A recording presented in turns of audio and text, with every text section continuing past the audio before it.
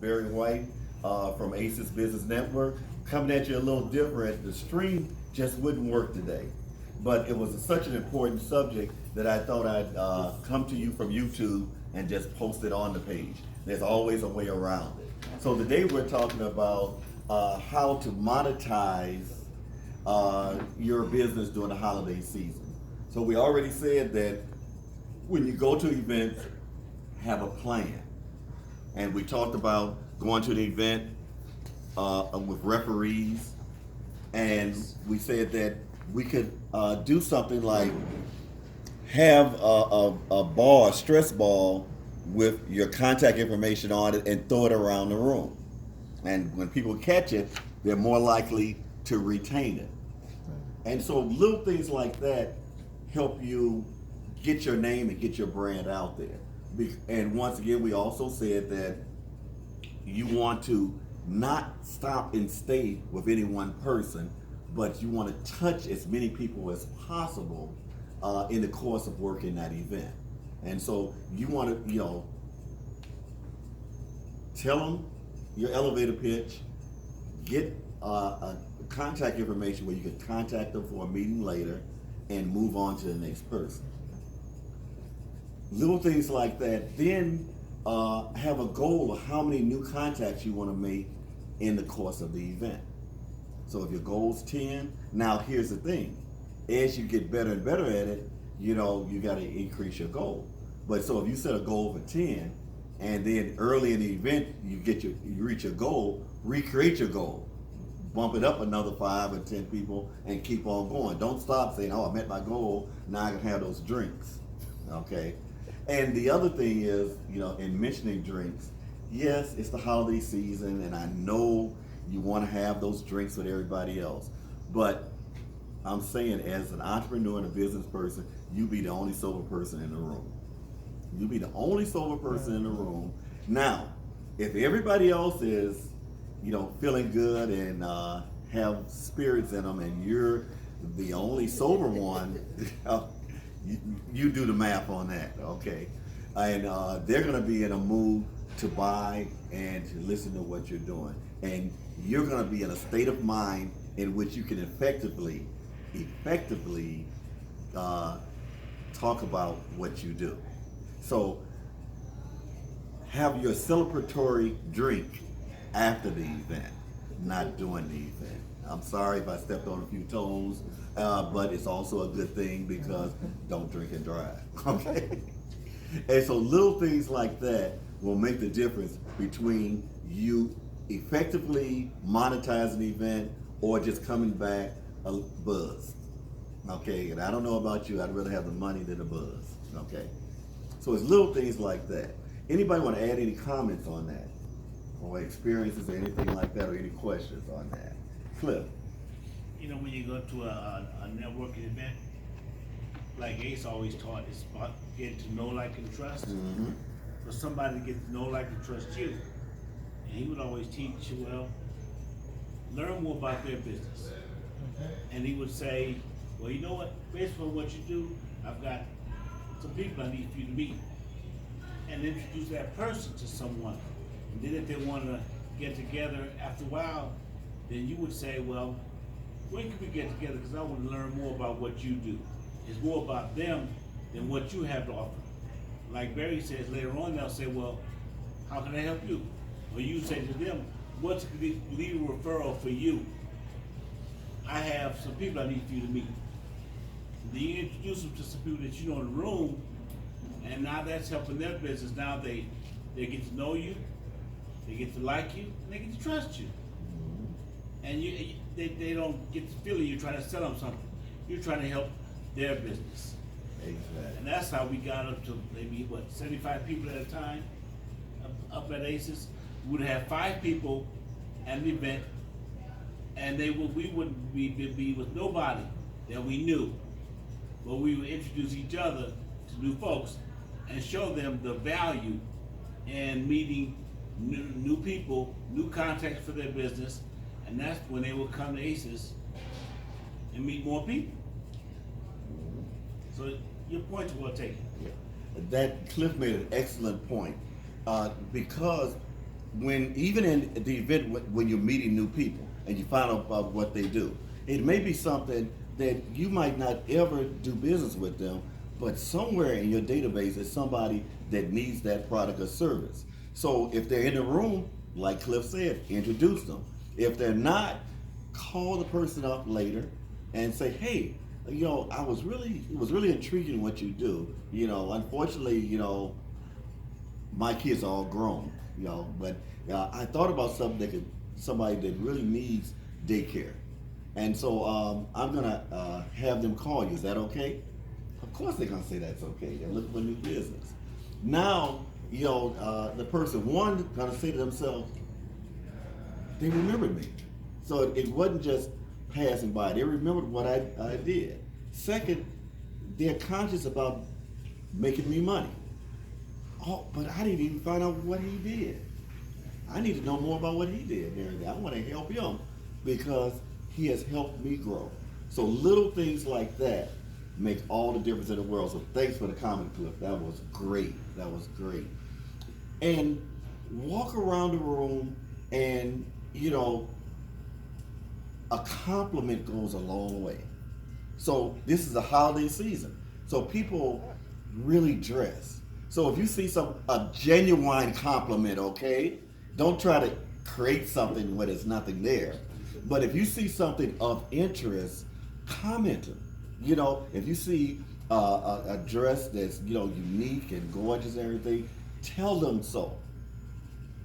A unique hairstyle or a unique piece of jewelry. People love, when they spend all that money, they want to know that people notice them.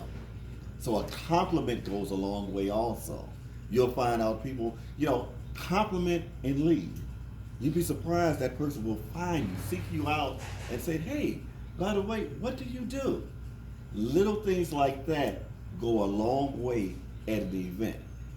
And smile. Make it seem like you're glad to be there. Make people believe that you had a few drinks, okay? Even though you didn't, but smile, be joyful, and you become a magnet. People come to you, are attracted to you, from across the room. That's what you want to do, and that's how you monetize an event. Little things like that. And whatever collateral you have with you, make sure it's something that's unique that people want to hold on to. Like what? Even if it's just a business card, put something on there that make your card stand out in the crowd. So it's the holiday season. You may take some glue and sprinkles and glitter and put on the corner of your card, make some kind of design or something like that. That will make your card feel different and look different. Anything you can to stand out. Once again, I talked about at the sports event having something that relates to sports. Something that's different from everybody else. Everybody's going to have business cards. So now what are you going to do to stand out, to be different? I'll give you an example. There's a restaurant downstate Illinois, Lambert's, where their claim to fame is they throw biscuits. Oh yeah. Okay. So yeah, a lot of people in the room say, oh yeah. They stand out. Now, they just make a lot of biscuits, nice warm biscuits, and they throw them around the room. They branded themselves by doing that.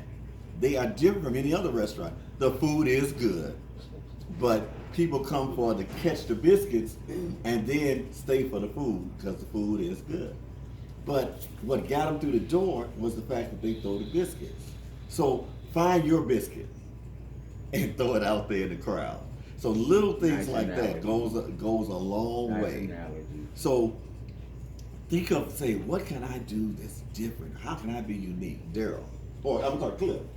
One of the things that they said the money's in the follow-up. Mm-hmm. One thing that Ace would do would be to send a thank you note. Mm-hmm. And they would get it in the next 2 days. That makes them remember Ace and that they met him. Mm-hmm. So the follow-up would, and he would drop them in the mail that night. And they would give him the next 2 days.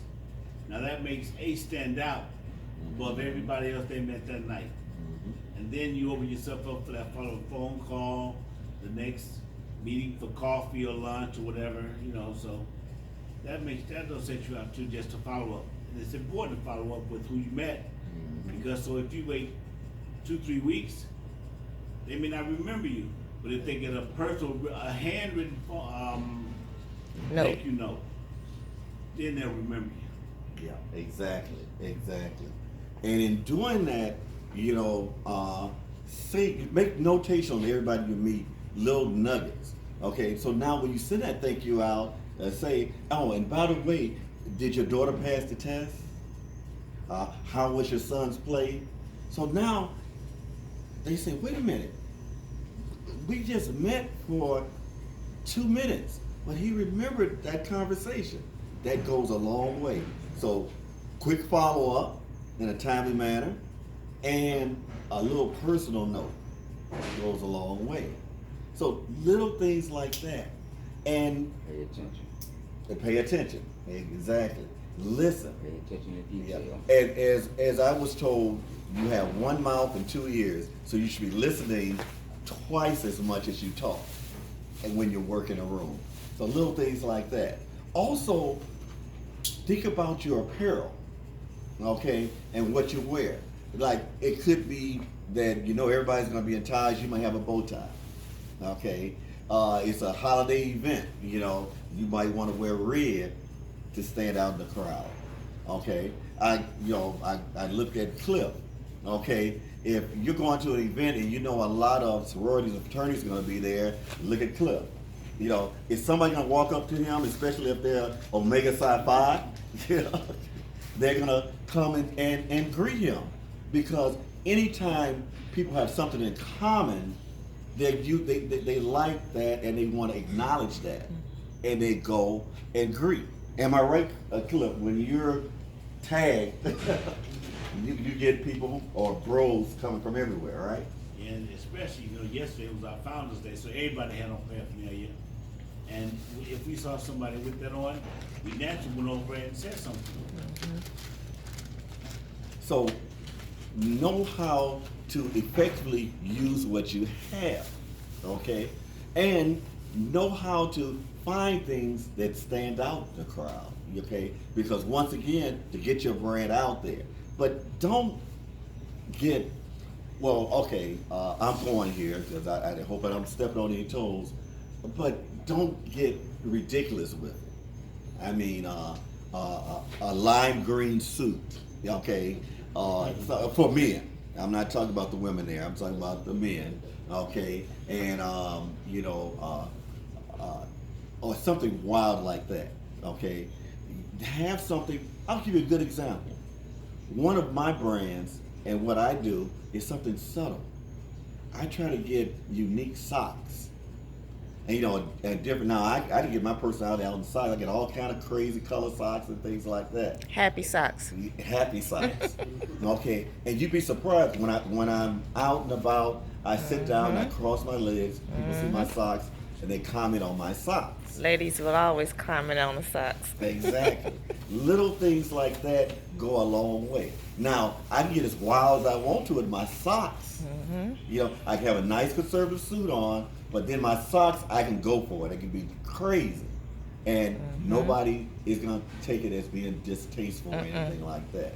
So something that gets your brand out there over everybody else. Any more comments? More questions? You look like, Virgil, you look like you got a question. Okay, okay. So, you know, and, you know, represent your company. You know, what do you do? Okay.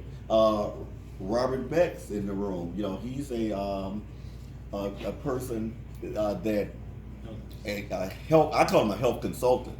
Okay, because everything about health, even though his product is a cleanser, he's always talking about health and being healthy and living a healthy lifestyle.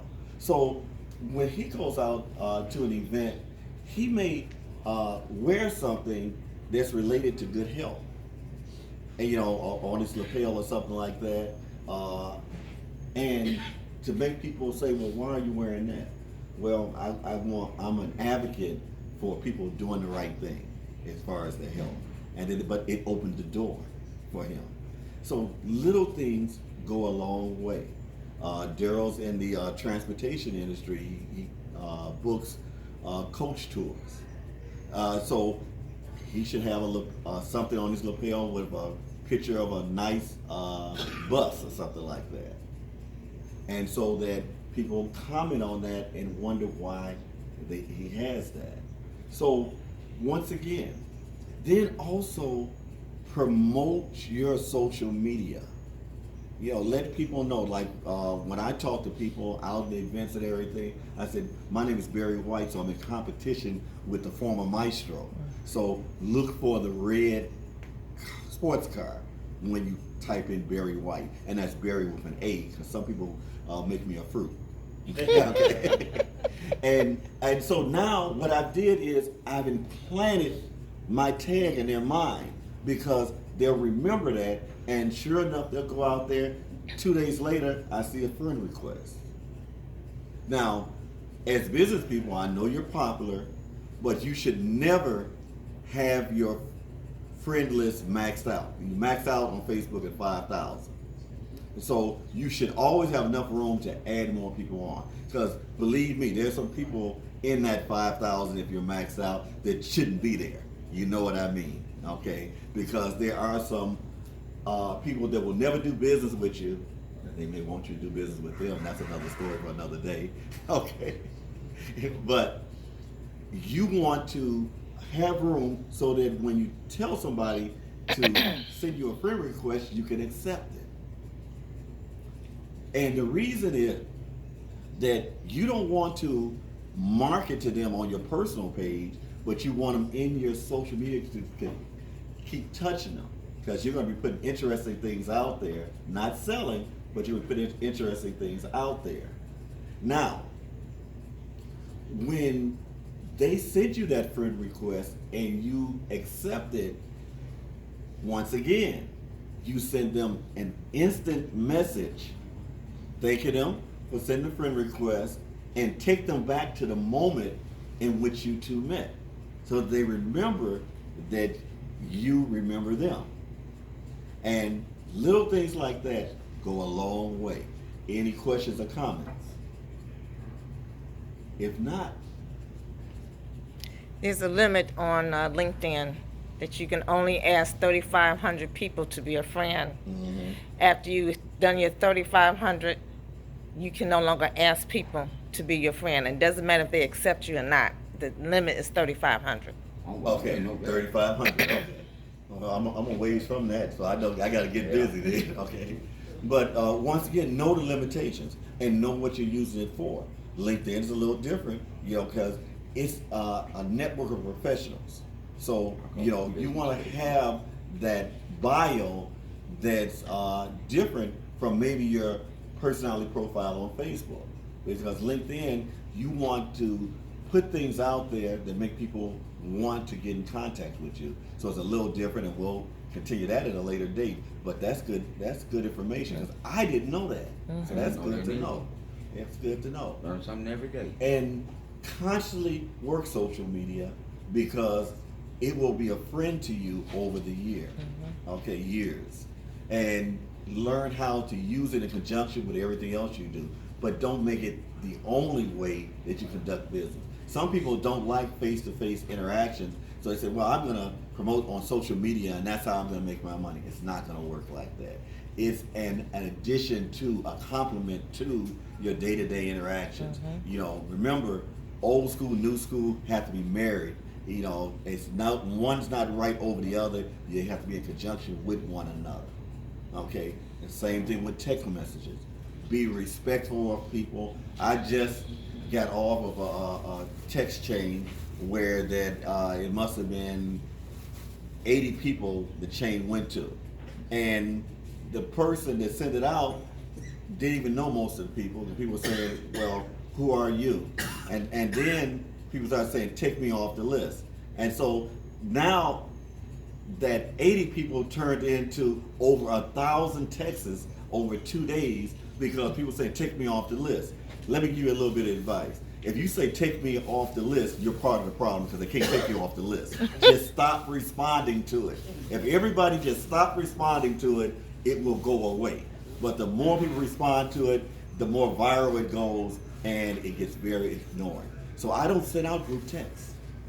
If I can't send them out individually, take the time to send out individually, I won't do it. Okay? Now, if it's an elite group of people, 5, 6, or 7, that we have something in common, and it's a common event that I want to comment on, and I know them well enough, I will send a group text out in that regard. But other than that, I'm very conscious because I know how annoying it can be. And guess what? If you annoy somebody, you will never sell them. Think about that. Okay? So be respectful of how you use social media, text, technology, and everything else. Be very respectful for people's time and when you're doing things, and think things through. Don't make it convenient for you. Make sure that you're conscious of what your clients and your people are thinking about. Okay, And just your a little. subject. Say it again. And your subject matter. Oh, your subject matter. Your Okay. subject matter is very important. To keep the respectability in order so that your clients or your clientele or your future clientele can see what's the word is the word exact word I'm looking for, but to see exactly where your morals, your values, Exactly. Your business ethic, that's pretty much your ethics and your morality stands. And they see if that stands for you personally, they'll see if you take that personally, then they'll see that you do that with your business as well. Okay. And Daryl makes a good point, and I'm going to say this, and I hope I don't especially offend any millenniums or anybody on this, but I'm going here. When you send out a text as a business professional, I say no abbreviations, no acronyms, the English language, okay? Text, sentences, use periods, and everything else. And don't abbreviate words, because guess what? Some people don't know what those acronyms stand for. All of us don't keep up, with the book of acronyms, IDK, I don't know. But a lot of people don't know what that means, okay? So spell the words out. It takes you a couple of extra seconds. But people will be respectful of that, and they will have high regards for you. They'll notice that, say, wait a minute, I'm getting all these texts and they abbreviate stuff, but every time I get a text from Barry, it's a complete sentence. He writes it out completely. And be careful not to misspell words, because people will judge you based on your grammar and your use of words also. Okay? So we have the tools, spell check and everything else, and sometimes we tend to want to impress people with our vocabulary, but it works just the opposite if you spell the word wrong. I tell people all the time that I am an entrepreneur, but it took me weeks of saying it over and over again and spelling it over and over again to make sure that I never misspelled the word entrepreneur. Okay? Ted, you got a question? I was just going to share something else about LinkedIn, and that is to know the reason, your purpose for what you're doing. For example, if your purpose, like mine, is to meet strangers, I don't accept requests from family members, friends, people I'm friends on Facebook with, or people who work in my same company. Not to be rude, but we already friends. So I'm on LinkedIn specifically to meet strangers, to meet new business associates. So therefore I have a list of people that I haven't accepted. And once again, it's not to be rude, it's not to be mean, or that I'm better than them or whatever. But if I'm already friends with you on Facebook, what's the purpose of connecting again on LinkedIn if we already know each other. So just know the purpose of your social network. Good. Daryl? Okay. Also, like you said, with the spell checking, filling out, just write it on out. But also, before you hit that enter or send button, go over yourself, the content that you have on that particular message, or invite, or letter, or whatever that you are preparing to send. Make sure you go over it and make sure that the content is correct, it's not offensive, and that it's appropriate not just for your business, but for the people that are going to see this content that you're sending out. Yeah. And in addition to that, know the protocol. Okay, what do I mean by that? If you're trying to emphasize something and you put it in all caps, you are shouting at them. You are yelling at them. This is how it comes over to them. Why are they screaming at me? That's what all caps means. It is not a way to emphasize a point. It comes over as shouting. And so, you do not use all caps. You can use other things, quotation marks, or highlight in a different color or anything, but do not use all caps. Okay? So it's little things like that. And then, solicit people that you know are better than you at grammar and things like that. One of my confidants is the author of the book I just want to share, Vivian Brazil.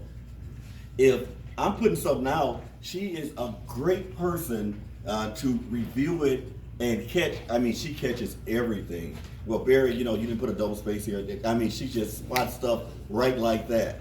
And so, that is my go-to person. I know I can't spell. Okay, the spell check, some things I put a word in hoping spell checker will help me, and it does not. That's how bad I misspelled a word. So I have Vivian to go to help me with that. Know your weaknesses, okay? My strength is math, my weakness is spelling, okay? Okay, I have a comment about your spell check. That is really important when you're speaking into your phone. That microphone picks up everything. For instance, one time my daughter said that her husband was sending the pastor a message. He said, "Dear pastor," became my dear bastard. Wow. So always, especially when you're speaking into that mic, always Speak clearly. check your spelling before you do hit send. Wow. Dear pastor. Wow. You cannot get past it. Oh, Damn. excuse me, I'm still laughing at that one. I just can imagine that, I can wow, imagine is the preacher guy. he still a member of that church? Okay. I know But he- I bet as he we knows his conclude, ways. What's I up? hope that these tidbits helped you out, okay? Comment on our pages, okay, so that we know that you get it and that this was of value, and share it. Don't be selfish now. Share it and share it and share it, and come on down. If you're in the area, come on down. 7 a.m. BJ's Market, 87 in Stony Island, 88. every month. 88th in Stony Island. Between 87 and 88, okay? Next to Popeyes. And if you can't find us, visit us on Facebook. We'll have the information out there, and we want to see your shining face. And in the words of Captain Mark Stevenson, happy money making Monday.